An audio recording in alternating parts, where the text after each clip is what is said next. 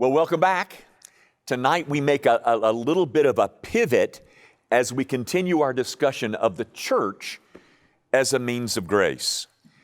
Guys, you've heard me say this before, but I think one of the biggest mistakes that we make as a participant in a worship service is the mindset that we bring to that worship service. I think that mindset that is common is upside down. And let me tell you what I mean.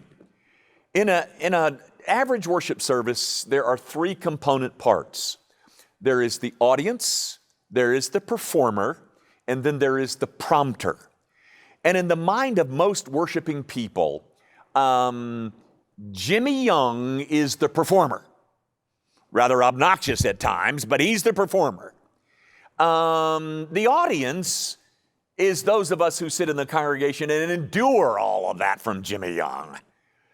And God is the prompter. Guys, do you understand that that's upside down? That's completely backwards. Let me tell you what the right mindset is that you should bring to a worship service. Here it is. Number one, Jimmy Young, or that preacher up there behind the pulpit, his role is nothing but the prompter. The performers in that worship service are all those people who are sitting in those pews. They're the ones that are performing. And the audience, you guessed it, it's the grand celestial audience of one.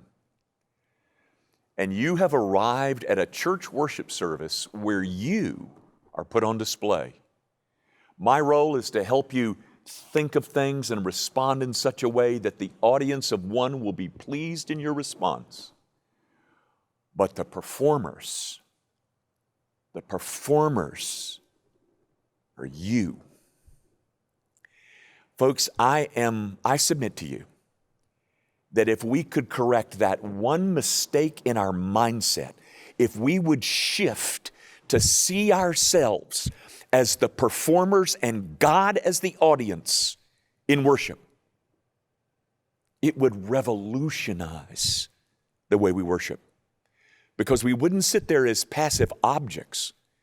We would sit there wondering, is God pleased with what he just saw coming and emanating from my heart?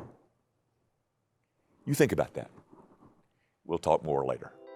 You know that great hymn that goes like this, or at least a line of it goes like this? Prone to wander, Lord, I feel it. Prone to leave the God I love. Ain't that the truth? Aren't we prone to wander? Doesn't the world hold an attraction to us?